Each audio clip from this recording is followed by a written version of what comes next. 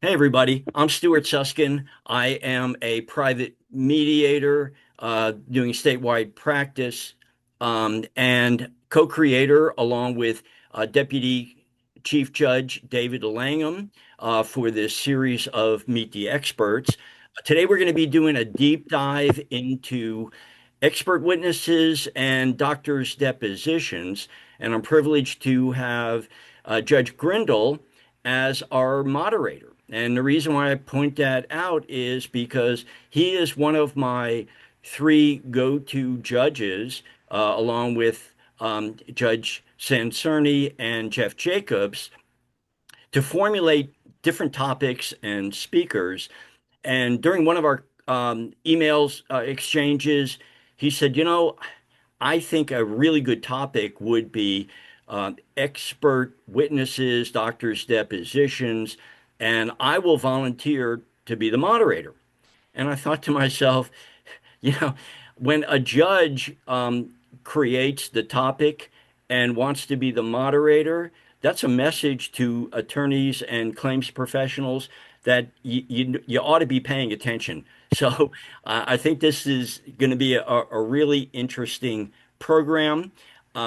His panel members are Robert Rodriguez with MKRS, um, Steve Wilson, he's a defense attorney in South Florida, Steve Wilson with Barnett and Wilson, uh, Kathy Agachinsky with Silver and Agachinsky, and of course, Judge Grindle, who is in the Tampa office.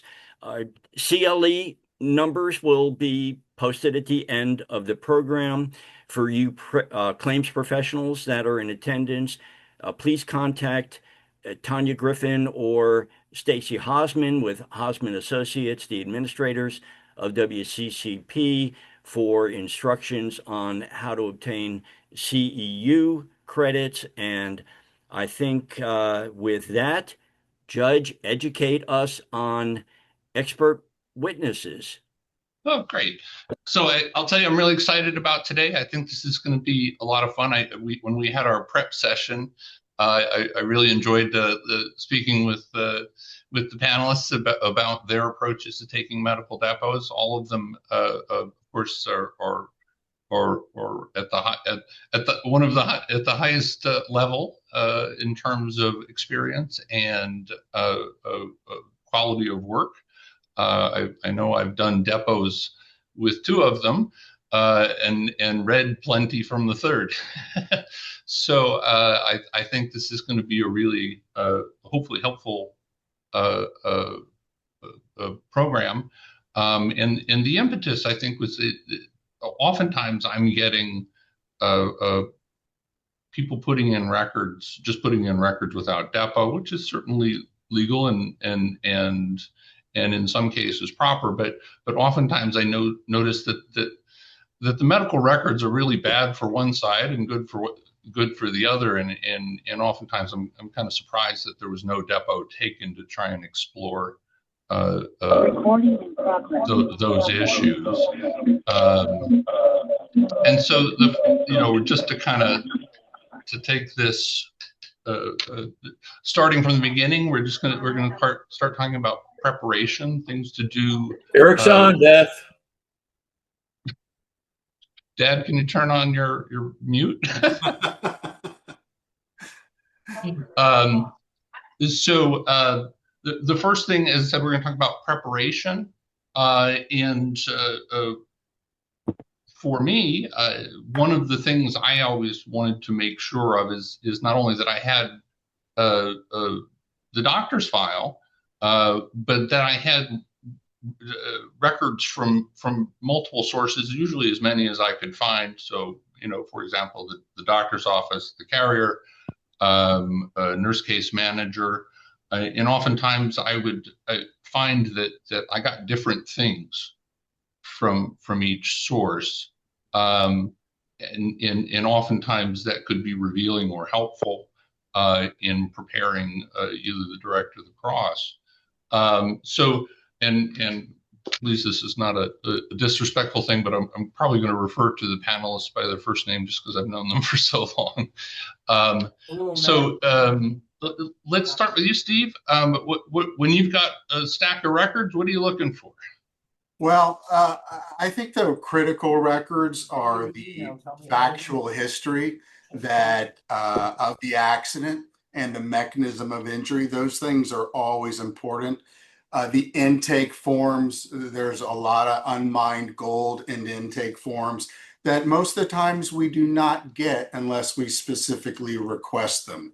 So those are a couple things that I look for right out of the gate when I'm looking at the records to make sure that the factual predicate is there just before we even get into the deposition, the questions.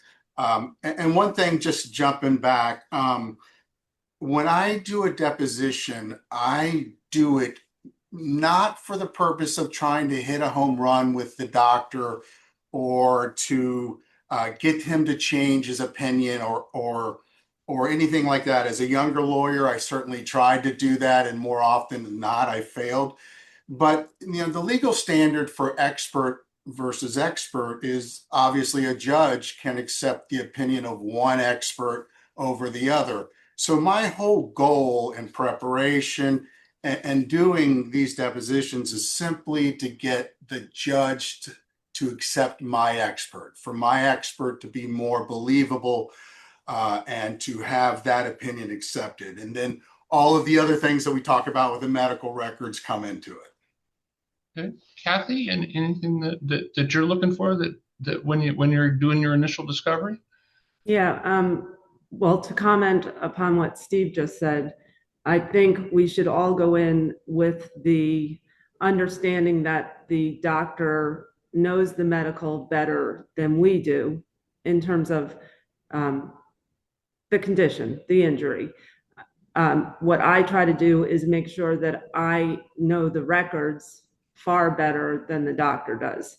We all know that they are seeing patients, they're doing depositions, they don't have the time to review the records. And some of the things that I do is, number one, make sure the discovery is complete, make sure you have the full record.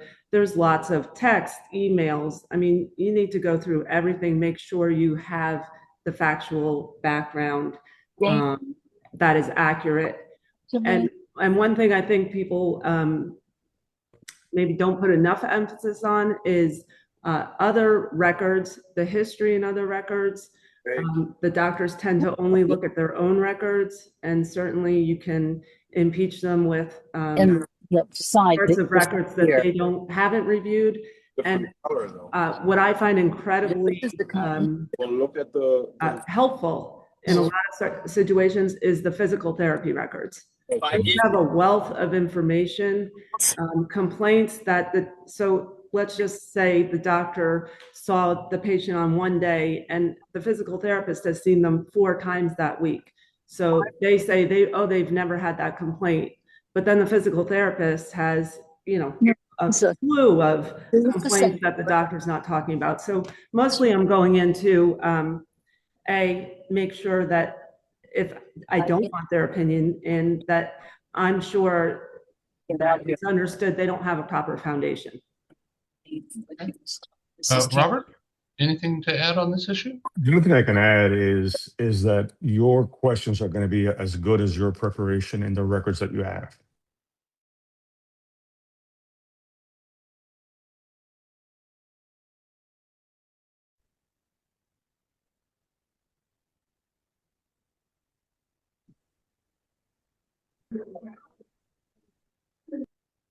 It looks Robert, like you got muted. You have to unmute yourself, Robert.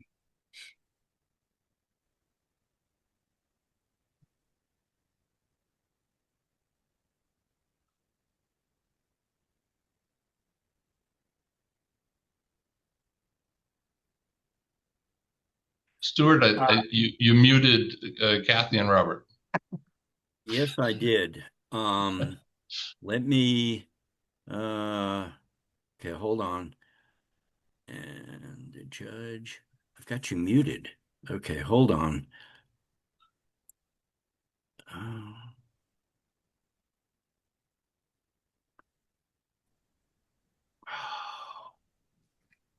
I was able to manually unmute myself. I don't know Yeah, if you I can do did that, too. Robert. Robert, try unmuting yourself. That might work. Robert, you able to do that? How about now? Okay, Perfect. good. All Go right, ahead. Robert. So, Okay. So Stuart had muted me. It's yes. funny. Back in the early '90s, maybe late '80s, Stuart and I were in a TV show together, in which we answered questions. Folks would call in about, and they had workers' comp questions, and Stuart was the moderator. And I think once again back then, he tried to mute me. So this is not unusual for him to be doing stuff like this to me and trying to sabotage my presentation. But anyways, what I was going to say is that you need a complete set of records. You're only as good as the records you have, and that means you want to do a request for production right off the bat to the other side, and you want everything that you can get from them. You want to then take the RC depot of the doctor, whether it be an authorized doctor whose opinion you may not like, or their IME. You want that. So as many levels of attempting to obtain information as possible, that's what you really need. And I think Kathy brought up emails. Nowadays, as opposed to, back in the day, emails are very important. Text messages are very important. Phone messages are very important. The notes from those phone messages are very important. You want the diagrams. You want the intake sheets. And the diagram is where the patient says, this is what hurts. This is where, this is, you want those intake sheets. You want the ones that the claimant completed. And in case I'm going to address the claimant because I'm a defense attorney, primarily 90% of my life, or maybe 95% of my life, I did claimants before. But you want to see what the claimant wrote in their own handwriting. You want to have that so you can therefore impeach the doctor or impeach the claimant later on. If it's an authorized physician, you want the billing statements and the insurance forms that they filled, because they may be saying it's not related, but they're billing for something that they say it's related under the HIF, under the insurance codes. And I've had these battles with doctors in which they're saying, oh, A, B, and C. And I said, but you're billing for it. So, and I would not have known that unless I get the billing statements and then I look at the insurance code and see what they're billing for. So that's going to be important. Now with the Daubert standards, if they did any research, you want to see the research that they did in order to support their position. To use the term back in the day again, live depositions. And I still do some live depositions now. If it's that important, you better show up, because you will know what records they have or they did not give you because somehow it got lost in the mail, or they didn't understand correctly or properly, whatever. So you want to be there. I have had situations in which the doctor has received from the other side a set of records to review. And when you get there live, you see that those records appear to be intact, meaning no evidence that the pages have been touched, moved, no highlights, no notes, nothing. But then they're going to say, oh, yeah, I reviewed it. And that would be important to tell the judge. It's like, look, I'm not saying that this guy never reviewed it, but it surely appears he never reviewed it. So it's that type of information that you need before taking a deposition. Because by the time you start a deposition, you should know exactly what you want. You should know what your game plan is. And you should know how you're going to achieve that game plan. And if you want, I can talk about game plans, but in terms of the records, I want, you name it. I want cover to cover anything that has the claimant's name, subject. I want, and make sure that your subpoenas, and especially IMEs, that you spell out everything under the sun so that there's no misunderstandings. Yeah, in my experience, there's some creativity involved in this. You try to think about who would have the records and subpoena all of them for the records for comparison, and just for a lot of the reasons you guys are talking about is oftentimes you're going to get different records from different people, and not necessarily for any kind of bad reason. is just a lot of times it's a clerical person that's putting them together, and sometimes they just may not give you everything you think you should be getting. And so I think that is certainly a very important point. I remember just going back in the old days, people sometimes I'd see attorneys walk in at the last minute and say, "Oh, do you have the last two visits?" And I'd be sitting in the waiting room going, "Oh my gosh, you're going to take this depo without knowing what the last two visits were?"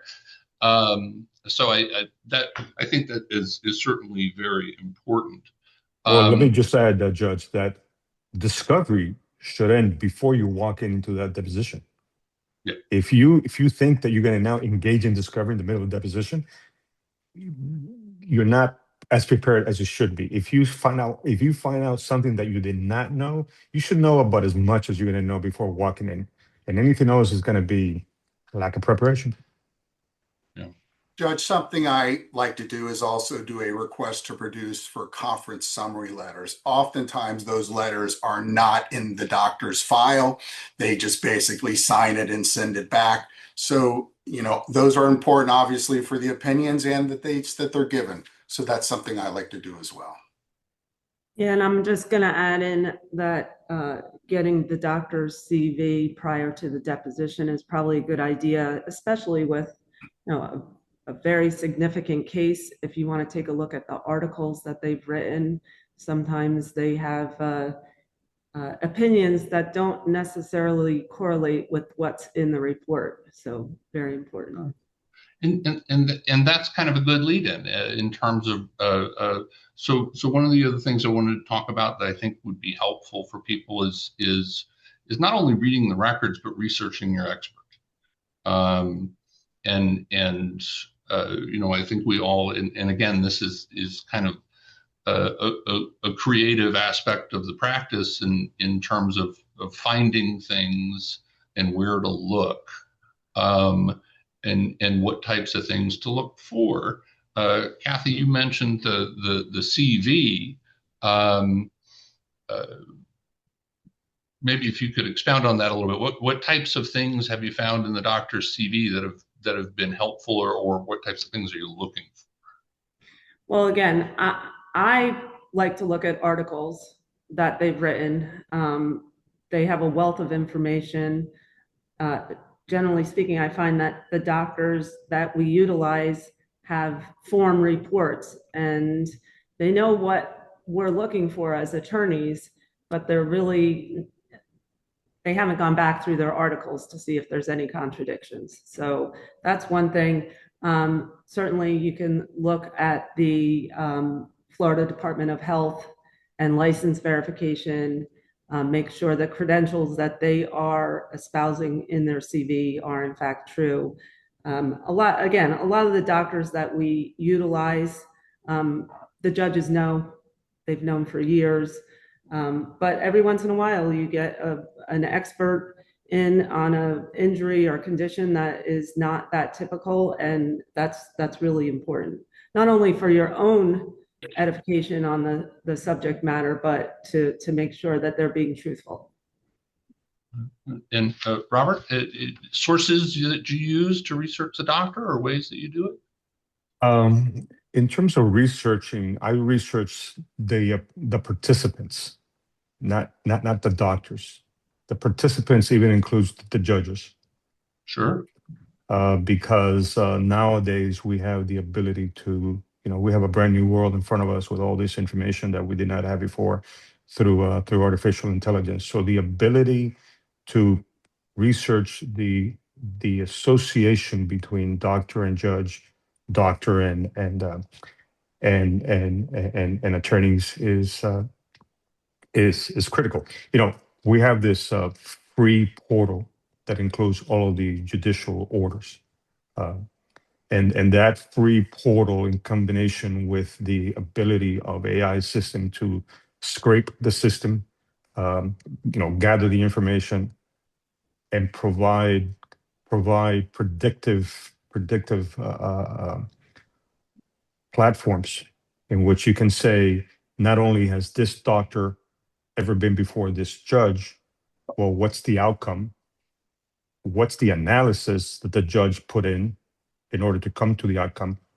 What is the case law that the judge uses primarily when confronted with this specific issue? So therefore, you have a predictive model. You can advise your client ahead of time. You can prepare against, against that doctor and that judge and that attorney based upon all this information that you did not have before. So that ability to just gather the orders and come up with the rationale and the legal basis is one way, because obviously the easy search is has Dr.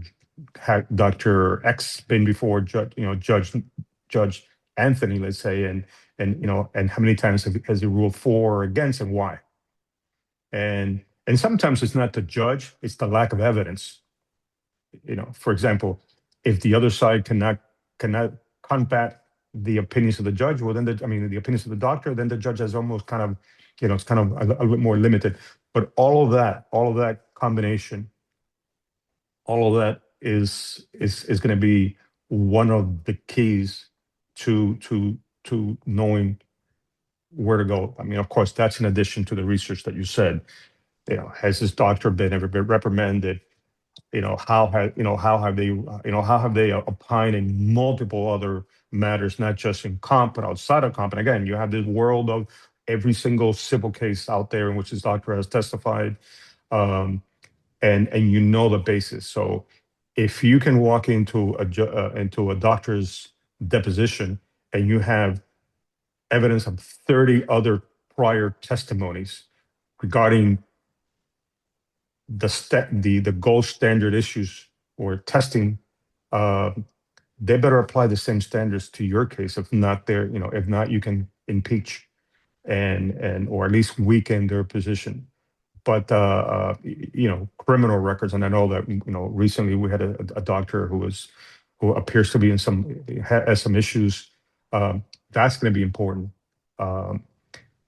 There is so much of the interconnectivity between the parties that you can now use that you never had before. I mean, obviously, that's in addition to the medical research, which is you should not walk into a doctor's deposition without you yourself knowing. I'm not going to say as much as, but you should have pretty good footing, because now you have the ability to take that doctor's report, put it into a system, ask the system, what are the weaknesses, what are the strengths, what are they missing, and so forth and so on. And when I say that, remember that you're using objective standards. It's not just, anecdotal or subjective complaints. So now you know what the objective medical standards are. So if you know what the objective medical standards are, has that doctor applied them as part of their testing? Have they followed the protocol? Well, before you did not know the protocol. Now you have no excuse not to know what the protocol. Now you have no excuse not to know what the standard testing are. Now you have no excuse to know what the objective positive testing results are. And that means if you get medical records, 300 pages, they include blood work, for example, you see a whole bunch of gibberish. Well, you can easily find out what that gibberish means. You can find out what the blood work means and shows, and before you did not. So my point is, you have so much at your disposal now that to walk in without having run even a Dauber test on a medical report, something as asking a created system whether or not there is sufficient objective evidence to support a potential Dauber challenge. You know that ahead of time. I mean, at least you may not be 100% sure, but you can give anyone a run for their money. And again, that's another topic, I guess, for another day. The application All right, of we're AI. going to come to that later in our conversation. Okay. In Steve, what kind of stuff are you doing to research the expert?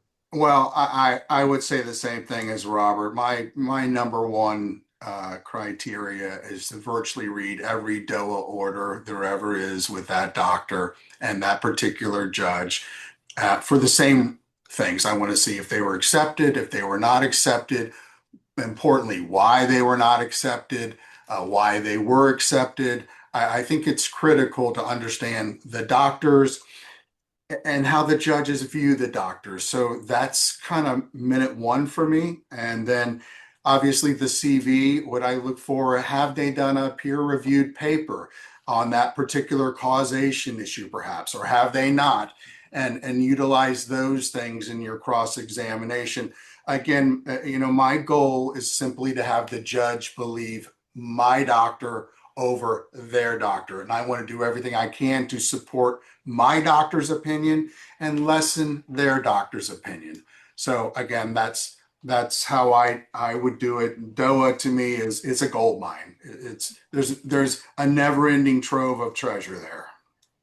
Yeah. No, talking about old days. Remember the old days? You used to have to look on the clipboard by the door to see how the judges were ruling on things that week. And so I completely agree. I think that's an invaluable resource and probably underused. But one of the other things I used to do, I remember, was I would check the civil filings and search the doctor's name for the civil filings in the districts around where they live and around them. And I can recall one time where the doctor I was deposing had actually used my expert in a malpractice claim against himself. And so, it's sometimes you just find some really valuable stuff. And a lot of times it's just creativity, where to look. The other thing, I don't know, we hadn't talked about this, is PubMed, which is the free access to the National Institute of Science, I think, and it's got every medical study ever done. And so you can run studies, or you can run queries on reports that the doctor has written, but you can also sometimes figure out who their mentor was. And where they went to school, and then search that doctor and see if you can put their mentor's expertise or opinion in front of them, and if they're going a different way. Those were, I think, some of the more fun depos that you take is when you can find that the doctor's actually written a paper on your issue and is going the other direction in your depot.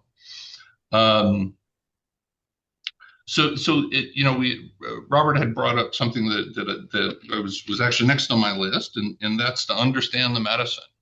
I remember having to pay $17 for a temporary access to the University of Miami Medical Library back when I first started. Now it's a little easier. Certainly with the internet. Robert, can you talk a little bit about what kind of things you do to understand the medicine or prepare yourself for understanding the medical condition? You said that before you would try to, you pay the $17 to get some access to some library of medical records. I don't know whether all those medical records were written in English or not, but now you have the ability to gather all medical records written in all languages all over the world. The level of the amount of information is pretty infinite, and every day it's growing. But that leads you to have at your fingertips all this information that you did not have before. And you also have the ability to input the information into the system and have it compared to all of these studies, especially on the more complex issues. But even on back issues, I mean, they're back injuries or leg injuries or shoulders or whatever, more of your mundane type of regular issues. That the ability of knowing, for example, let's say you have a shoulder injury. What are the testing for impingement? And I'm going to use just simple examples. a test for impeachment. How do you test impeachment? What must you have? What must your test show in order to be a positive, objective, relevant, material finding? Um, it will tell you if you're going to test one arm or one shoulder, you have to test the other one. And a lot of the times you see medical reports in which a doctor did not test the other. Well, that's a failure of protocol. So that lack of understanding that I had before has now been replaced by a system that would say, hey, I reviewed the doctor's report that you gave me or that you fed me, and it appears that he or she did not do A, B, C, D, and E. And as Steve said, my job is to weaken the opinion of the doctor who is going to be against my client's interest. So that is important. The ability to read handwritten doctor's chicken scratches, which I did not know what it meant. I now have that ability to just throw it in and say, what the heck does this say, and what does it mean, and why is it relevant? And I had a deposition recently with a doctor, really well-known doctor in South Florida, in which the system told me what the handwritten information was, and it showed that it was a negative test, and in my cross-examination, the good doctor had to agree, yeah, I mean, it was a negative test.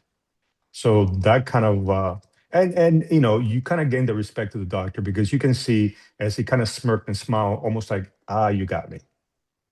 So that ability to place and create a system, basically give this piece of paper written by a doctor to your own in-house expert who has all this wealth of knowledge.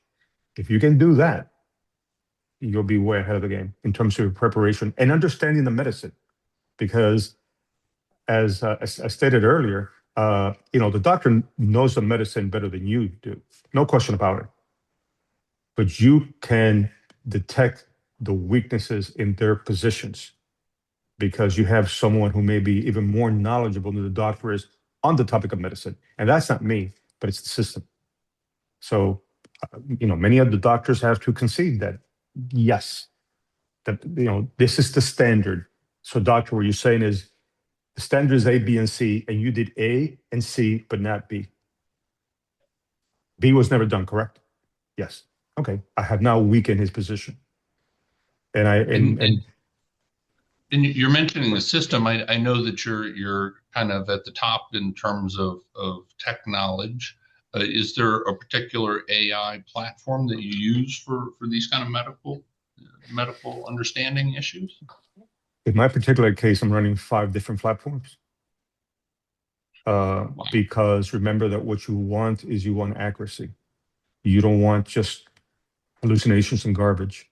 You want at least 97% veracity, which means that the system has to give you, as I at least program mine, 97% accuracy, which means that the human, before you present it to a judge or to a doctor, you have to do your own research and make sure it's correct. For example, that the study exists, especially on a dauber challenge in which you're going to say, well, what about this? This study and this study and this study. I mean, you better mention the study's line and page.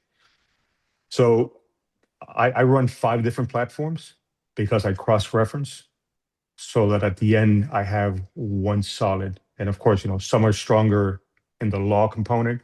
Others are stronger in the just creating a narrative. One is easier to create a sequential set of questions for cross-examination because it will do that. It will give you a set of cross-examination questions so that you can read them. If that's, hopefully you're not just going to read them, but at least you will have cross-examination question and why you're asking that question. So, yes. Yeah, I know one of the other things I used to do just for simple understandings is I just go to YouTube. And there'd be, explain to me how do you, YouTube videos on tearing a meniscus or whatever it may be. And just so that you have a framework, so that you understand that medicine. Steve, anything in terms of that you're doing differently? You just took the words out of my mouth. And unlike Robert, I am not technologically savvy. I'm probably the opposite. But yeah, YouTube videos. How do you tear a meniscus? What are the symptoms? What's a Hawkins-Kennedy test for subacromial decompression? All of the tests that we always see in these orthopedists' reports, negative, positive, positive. You want to understand it. You want to understand the movement. You want to understand how that movement might relate to the accident. We want to tie it all together. So to me, YouTube videos are very kind of a quick, cheap primer on how to go from point A to point B. Kathy? Yeah, one of the things that I've spent a lot of time on in the last couple of years when I'm preparing for a deposition and trying to understand the medical, and it helps with what Robert was saying and Stephen about the testing, is taking a look at almost like end game, taking a look at the impairment guide, seeing what tests the doctor should have done, and it helps with mechanism. It helps with taking a look at how the accident happened, what tests should have been done, and really at the end of the day, is the impairment rating that they've written down viable based upon what. So it kind of is like a big picture, but then it makes you break it down to understanding the testing, the measurements, what they should be doing, and making sure that their foundation is valuable in their opinions. You know, the other thing, and I think we should probably talk a lot about a little too, is conferencing the expert, assuming that you can. You know, obviously there'd be some limitations on having an ex parte discussion with the other side's IME, but you know, I found oftentimes what was useful is I would go into the doctor and say, you know, this is my legal standard. This is what I need to prove. What can I ask you that proves that? And what should I avoid asking you that hurts me? And sometimes the doctor is upfront and tells you the truth, and sometimes doesn't. Either way, you're getting good information. When you're interviewing or conferencing doctors, Robert, what kind of things are you focusing on? A lot of the times I'm focusing on feeding them information which they appear to lack. You know, they may have a certain set of facts. They don't have all the facts. Hopefully, in my discovery, I have gathered more facts that may be relevant to their position, to either strengthen the position or weaken their position. Usually it's a lack of information, meaning a lack of complete past medical history. But so I will make sure that if I'm going to take their deposition, they kind of know where I'm coming. It's almost like a preview of what I'm going to ask, so that there's an understanding, there's an easier flow. Obviously, if I know weaknesses, I will try to discuss it with them, so that I can understand how it is that they're going to react with it, you know, to it. And not only that, but if they hear a weakness coming from me, they have time to think about it. So if they hear it a second time, they're much better prepared. They're like, oh my God, you know, no, they'll give you a flowing answer because they know what's coming. So it's almost like you got to prepare them as much as you prepare any other witness. Kathy, when you're conferencing the experts before depo, what type of stuff are you looking for or doing? Yeah, I think I look at the pretrial stipulation. Usually by this time one's been done.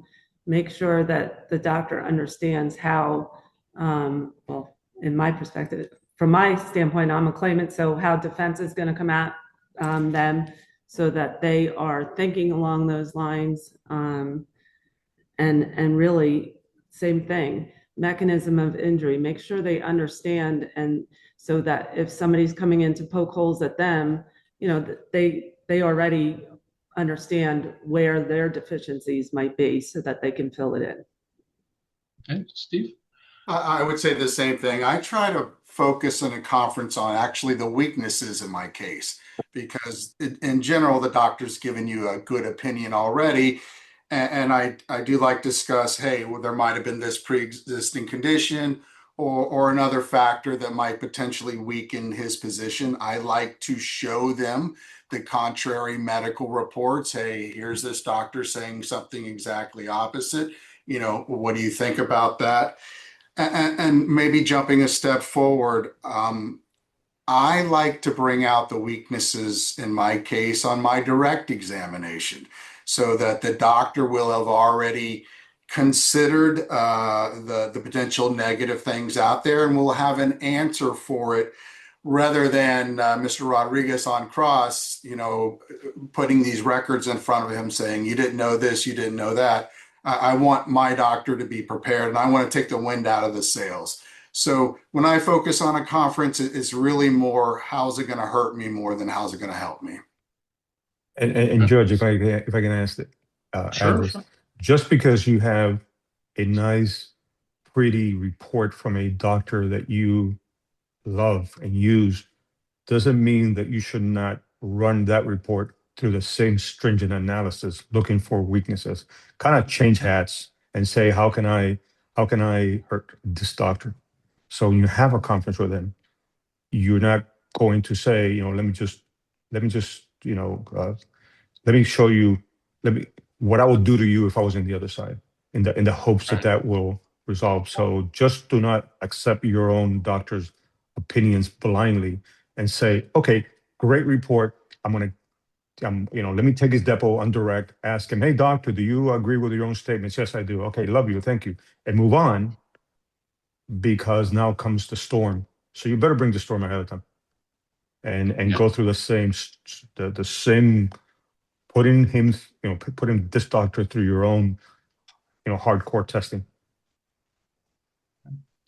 So one of the other issues I think that comes up is and that I see in depots, both from the bench and as when I was a practitioner is a lot of times the doctor is struggling to find various records or reports, and so there were often times where I would prepare my exhibits ahead of time and send them to the other side. Hopefully to get agreement as to their admissibility ahead of time. Do you guys ever do anything like that? Here are these records ahead of time I'm going to put in, that sort of thing. Yeah, I'll start. I think it's been increasingly difficult given Zoom. We're not sitting in front of the doctor, so it's critical to have exhibits that you want the doctor to look at, ready to go, ready to pull up. We all have them in different format now, so you can spend 10 minutes saying, well, can you look at this date, at this page? And I think then you lose the momentum during deposition. So if you have it at the ready, everybody's looking at the same thing. I think that's very, very important, especially given that most of the depositions are done by Zoom now. Steve? Yeah, I think the ability to share a screen and have everything ready. I mean, I almost always have the diagnostic tests ready to share with the doctor so he can explain this twisting mechanism might have caused this tearing.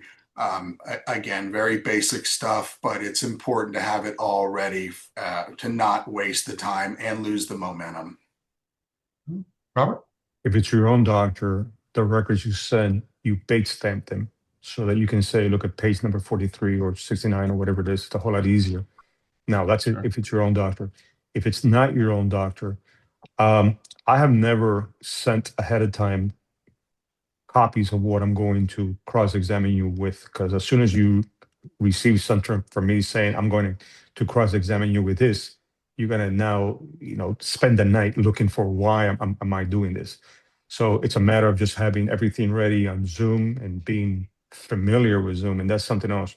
If you haven't, you should take classes on how to present Zoom. because you should have everything so you can go like pop, pop, pop, pop, pop, pop at the ready, and you can mark it and you can do what you need to do. But that's what I would do. So let's talk a little bit about, as you're walking into the depot and questions for the doctor. I know as a practitioner, one of my favorite things to see was a young lawyer coming in with a dog-eared set of questions that had been passed around their firm and for 20 years, and the reason I liked that so much is oftentimes I would find that the attorney was just reading the questions and not listening to the answers. And so something would come up to the depot and they would just go right by it because they were so focused on their next question. So I know when I practiced, I typically would just do an outline of what I need to establish, and I didn't, and what supported it. And I didn't necessarily write out, question number one, question number two. I would go by my outline and just kind of check off when I had gotten all the elements that I needed. How do you guys approach this, Kathy? Yeah, so I agree. I have an outline, not necessarily the specific questions, but the issues that are being tried. What's important? What do I need to elicit from the doctor? So I make sure at the end I've gone over all of that. But before I even get there, I think it's like preparation for the questions, and that is to get a foundation from the doctor of what his understanding is. Again, talk about mechanism of injury. What are the details they know about the accident? What have they reviewed? When did they review the documents? What are they relying upon at the time of deposition? Is it really just their record? Who have they talked to? So I like to get all of that in, and I really actually have more detailed questions about that because I think that's very important when you're holding them to something, to make sure you understand what it is that they've reviewed. That foundation is really important.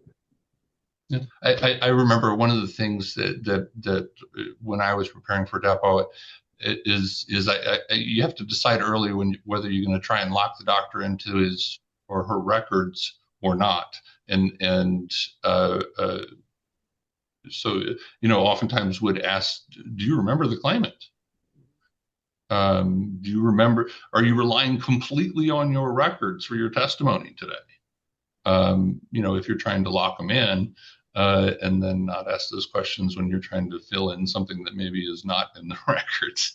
So, Steve, how do you approach this? Do you bring in questions or outlines, or? It's really case specific, but if it's something that I want to get really detailed, I will actually handwrite out my questions because I don't want to miss anything. And we've all come back from these depositions and gone, I should have asked that. And if I don't write them out or have a pretty solid outline of what I'm going to do, you just simply miss things. So yeah, I tend to write them out.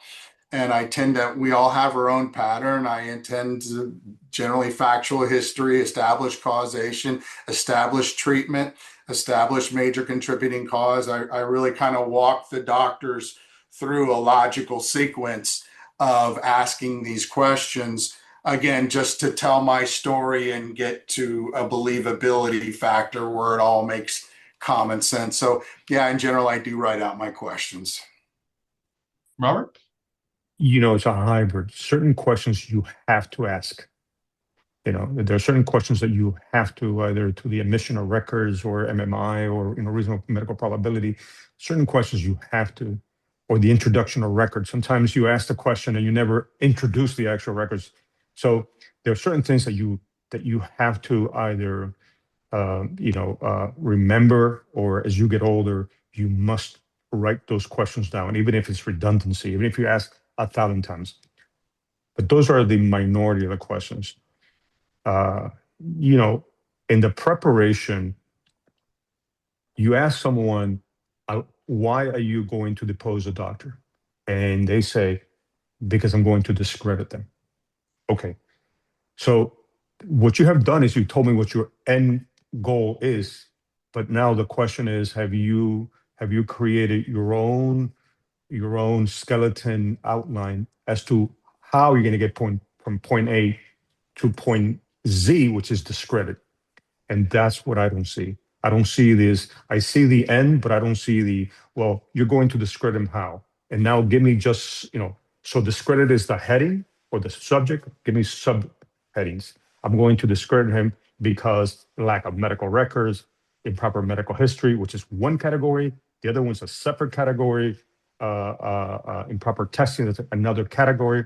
And within those subcategories, now you fill in the gaps as to what is it within your records that you can prove lack of this, lack of the other. So what I do is, and I mentioned this in other lectures, I have erasable ink, and I have a floor to ceiling window, or at the office, or even at home, in which I write down an outline. I start writing what do I want and how do I get to accomplish that, and I leave it there for days and days and days, because I'm going to think of something else. I'm going to go there, erase it, and add something new as I go along. So by the end, I do have a pretty good roadmap that's going to get me there. You ask about not listening, and sometimes you don't listen, and you're asking questions, but you don't listen to what the answer is.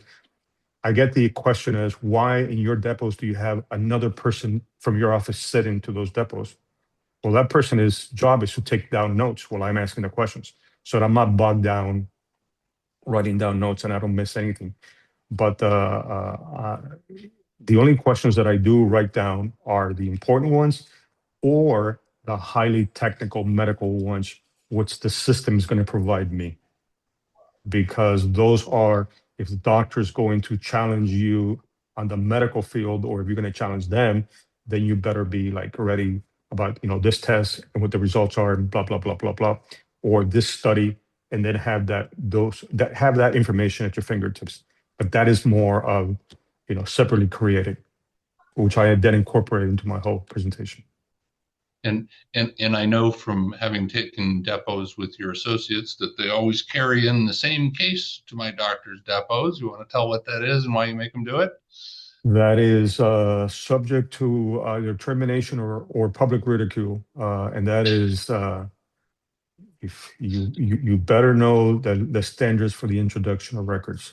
You better made at the time near the event, from the information with a person with knowledge, kept in the ordinary course of business, and you're in the regular practice of making such records. So you should have that tattooed to your behind or anywhere you like, because that is one fatal flaw. You have this great, fantastic case, but you cannot get the records in because you missed one of the four, and they're so simple. So yeah, they all kind of have been told from day one. I mean, you better sleep with this.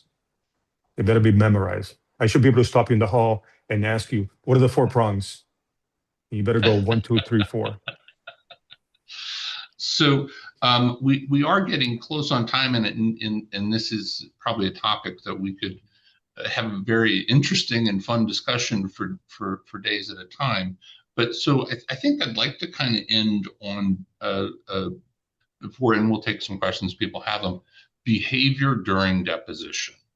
And I you see this both as practitioners and as a JCC, is there are times when people get a little snippy, and sometimes even a little potentially insulting.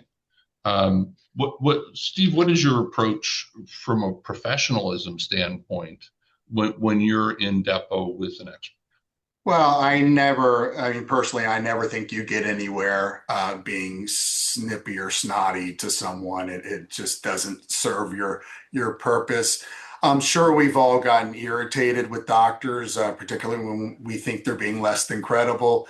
But again, my job is not to argue with the doctor, it's to weaken his position. So that everything that I do in the depot is to try to weaken that position. And I just anecdotal quick story, and this happened to me literally less than a month ago, but one of my opposition did not turn their camera on during a Zoom deposition.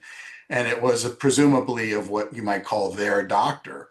And their doctor actually called them out. It said it was rude for them not to appear.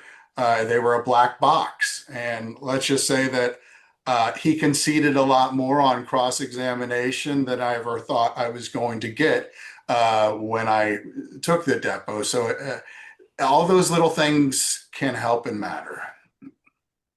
And I'll just add, I remember as a practitioner, one of the things I dressed for trial when I was taking depos. And oftentimes, you'd see opposing counsel coming in a golf shirt or something. And I always thought that was important. Doctor depositions are trial days. And so I always made sure that I, was respectfully dressed for the occasion. Kathy, what is your input on professionalism during deposition? Yeah, I think professionalism comes down to being prepared. And if you show the doctor that you're prepared and you show that from the get-go, you know the records, I think it holds them to being more truthful because they haven't reviewed as much as you have. So I think once you ask them a question and they understand that you're prepared, you don't need to be snippy. They know that you're going to come at them if you've shown them that you have all the records, and you can do that just by your questions to them. And I think that makes them be a little more honest. Robert? I agree with Kathy. Preparation gives you confidence, and confidence gives you the ability not to be snippy. You don't need to be snippy. You don't need to be anything. You have control of yourself, and you feel confident in yourself, and therefore, why would you need anything else? And I've had the pleasure of litigating against both Judge Grindle and Steve, and heavy-duty fraud cases. In my case with Steve, we tried this case that was highly contentious, and at the conclusion, we walked out. The judge calls and says, "Oops, I never recorded. We got to try the entire case again." So we did it again a second time, and all I can say is this: in all of my experiences with both of you, I've never had the pleasure yet of litigating against Kathy, but always been professional, no matter how contentious things were. And there's no reason why to be. A doctor's going to be upset if you start to bicker back and forth. You're wasting the doctor's time. Honestly, it doesn't look good upon you or the profession. If you're bickering, that means that you're using some subjective emotion to try to compensate for your lack of preparation. I think that's a great final sentence here. Stuart, we're at an hour. I think we all have some time if there are questions from the group. And someone has a question, you can just unmute yourself and ask. What are the medical platforms that you have found most useful in running medical records through? And just so the panel knows, you got to unmute yourself again. I think Robert indicated that he had 4 or 5 of them.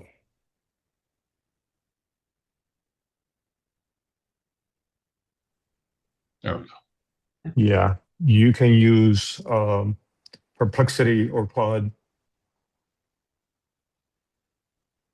You said Perplexity? Perplexity or Claude. Oh, Perplexity. Claude or Perplexity. Claude.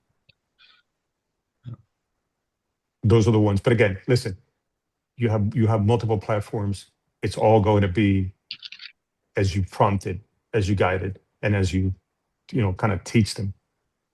But those, you can have your chat GPTs that can give you speed if what you're looking for is speed. They're getting a whole lot better.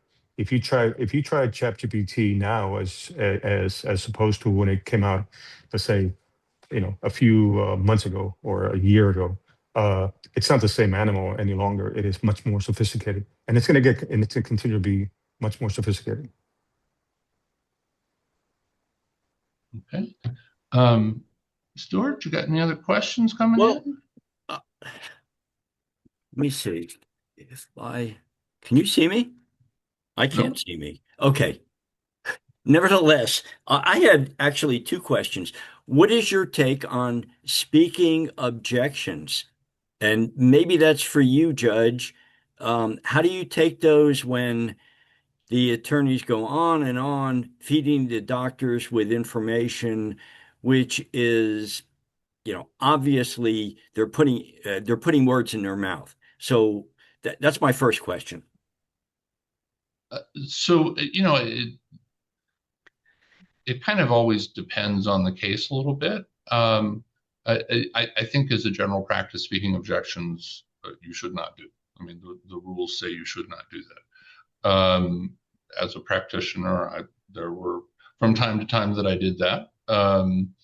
And I'll tell you, as a JCC, I realize what you're doing, and it's going to diminish the doctor's credibility if you're spoon feeding.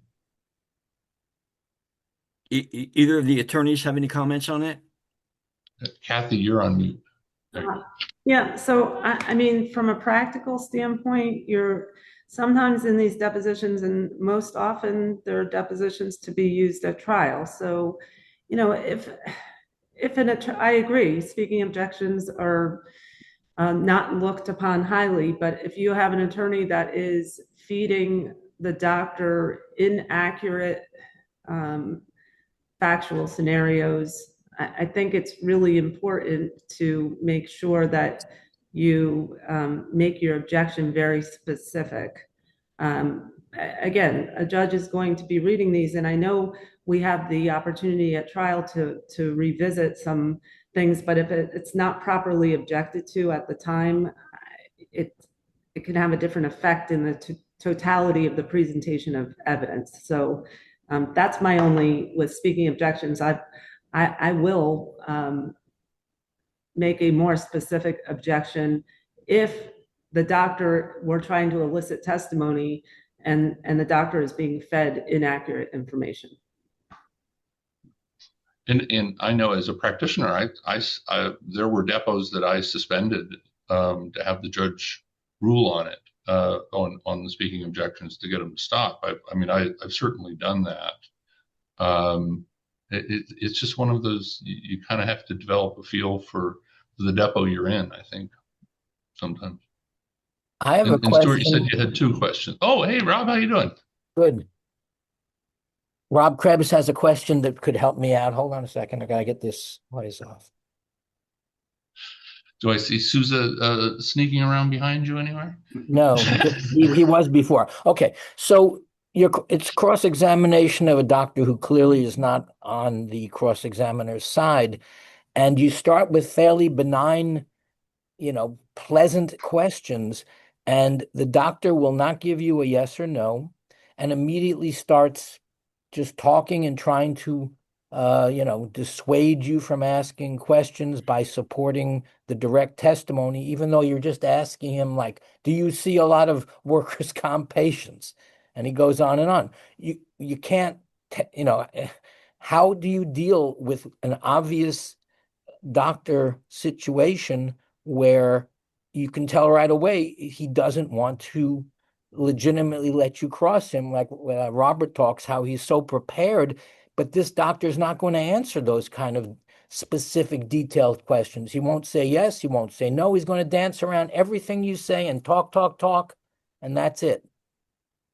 So, it's interesting, when we did the prep for this, one of the things that we talked about was filing the video of the depo. Now that everybody's by Zoom, it's relatively easy, and if the parties are in agreement ahead of time as to the admissibility of the Zoom video, I think that type of with the doctor knowing that it's not just flat words on the page, that type of behavior is occurring. It helps to limit it, at least in my experience. Steve, have you dealt with this kind of issue? I Oh, assume you have. sure. I mean, we all have, right? I just try to slow down the whole deposition, and I might say to the doctor, "Hey, look, I'm here to ask you some questions, and if you don't want to answer the questions I ask, that's fine, but I'm going to keep asking them." And again, what I want to point out to the trier of fact who's going to read it is that the doctor is not answering questions as part of my theme in the case as to why you would weaken that doctor. Hey, Judge, he won't even answer the simple question of the fact that he had 35 patients that day. He spent 11 minutes with my client and he did 35 reports. He doesn't remember my client at all. Those types of things. I just want to build a story. So I will slow it down and I will, again, just lay it out very simply, question by question, and let him talk. And then just comment, well, I'll ask the question again, doctor. I'll ask the question again, doctor. And just again, because I realize I'm not going to win anything in that moment, but that's not really important. What's important is the next moment in front of the judge. Kathy, Robert, your strategy for dealing with a recalcitrant witness? Yeah, I'll jump in. Steve has a great point. Slow it down. I just am patient. I'll listen to the doctor's answer and then I'll say, okay, move to strike. And then I'll ask him the question again. And they get tired of it. And so I think eventually, if you're just patient and they do it again and you listen and then you say, right, move to strike, I'm going to ask the question again. Eventually, they know they're not getting out of there for a very long period of time. If you're just patient, keep asking the question so that you're getting the information that you need. Robert? I agree. Part of what you want is to discredit the doctor. He's doing a good job already of that by just flatly not answering any of your questions. It shows bias right off the bat. Because if you're asking a simple question, a normal human being will give you a simple answer. But if they're purposely obfuscating all of your efforts, you are winning already. I wouldn't get highly upset. If a doctor goes crazy and starts to just be belligerent, and that's happened. I had a doctor just hang up on me once. He said, I retired yesterday and this is my last deposition, so I don't give an S. And it was that type of deposition. But I would just, like Cassie said, you ask a question calmly and you say, doctor, look, my question calls for yes or no. If the other attorney wants to ask you further an explanation, they can do that. But I'm also asking a simple question. Do you see workers' compensation? Do you see other workers' compensation patients? Assuming that that's your question. And all I want is a yes or no. If he doesn't or she doesn't give me a yes or no, you move to strike. If it gets to the point that they're not allowing you, whether you go before a judge and you require an order for this doctor to answer those specific questions that you have potentially I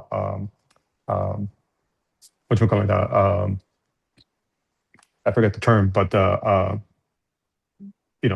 you want to segregate so the judge can hear, then you have that matter before a judge, and the judge can rule as to whether the doctor should answer your question as to who's going to pay for that. I don't know, the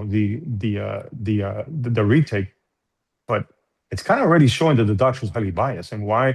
And if I was a trier of fact, I don't know whether I would believe anyone who's just being so difficult for the fun of it. Yeah. I think all very good answers. Stuart, anything else? Yes, Anybody I do. else? I have one more, and that is the question that is on everybody's mind and everybody's afraid to ask. And I'm going to put you on the spot, Judge. And I'm going to pretend that I'm coming in front of you as a claimant lawyer. And I say, Your Honor, I watched this program. I was mesmerized by you and your panel members. and all of your recommendations to go to Yeah, PubMed. Struden's already retired, so he wouldn't do that. Yeah, PubMed, and I listened to Robert with all of his platforms, and Steve with YouTube. And in preparation for this doctor's deposition I put in 40 hours of time. And it was necessary because I had Robert on the other side of the case. And I want to be paid by the employer carrier. Do you want to address that, or do you want to pull out the hook and get me off the screen? So, I mean, basically, you're asking me if I would award time spent preparing. Yes. And so obviously every case is different. But often I would tell you that I've been doing this long enough that preparation is apparent in depots. And so if you're submitting a really tight, well thought out depot, that's apparent. And I can tell that there's been time spent preparing. And so it's reasonable time. If your depot is crap, I probably won't believe it. Understand. I mean, in the old days, I remember when, as a claimant lawyer, I was seeking attorney's fees from the employer carrier.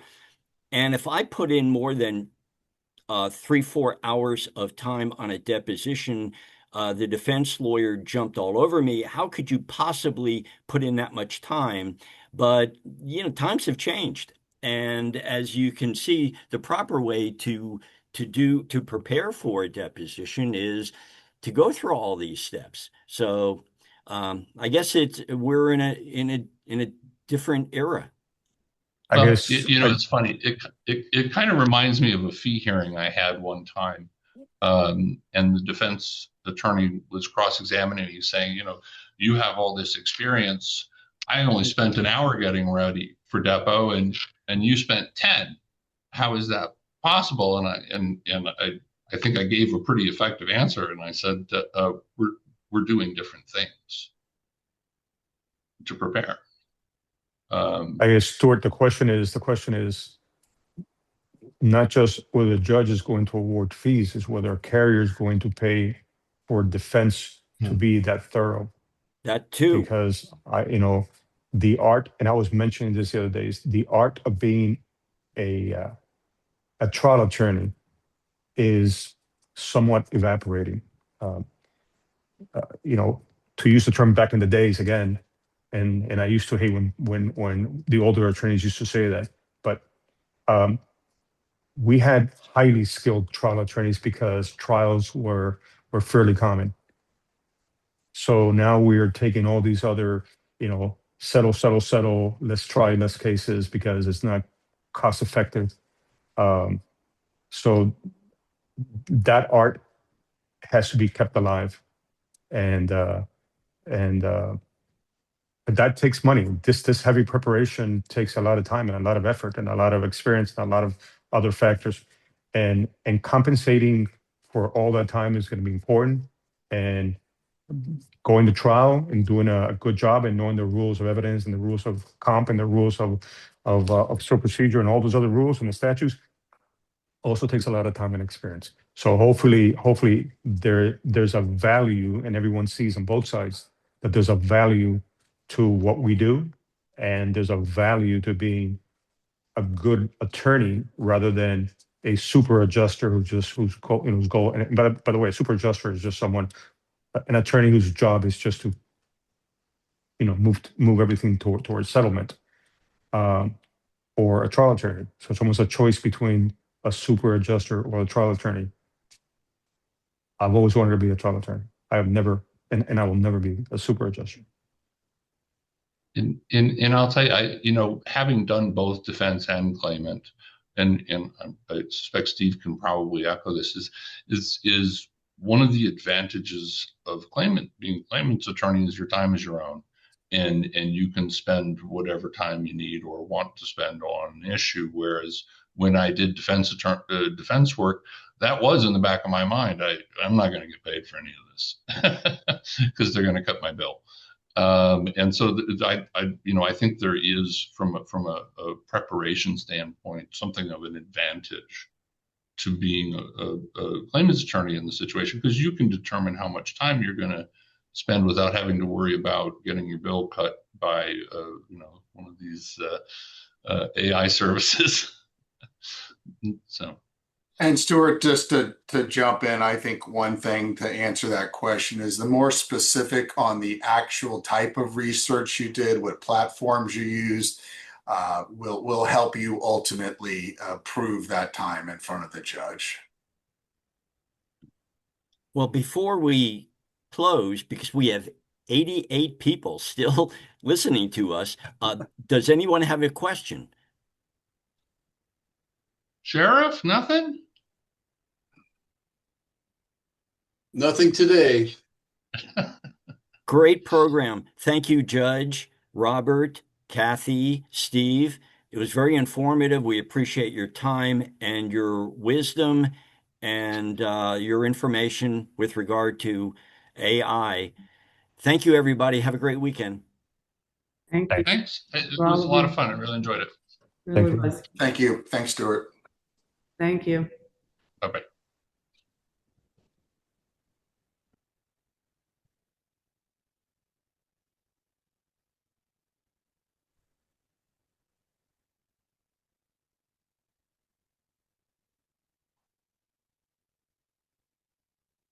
The CLE information's up on the screen and it's in the chat also. Thanks, Judge. Let me write that down for myself.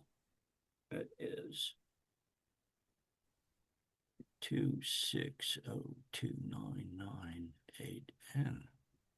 Okay. Judge, I'll talk to you by phone as to some of the problems that I had as a co-host, but we can do that separately.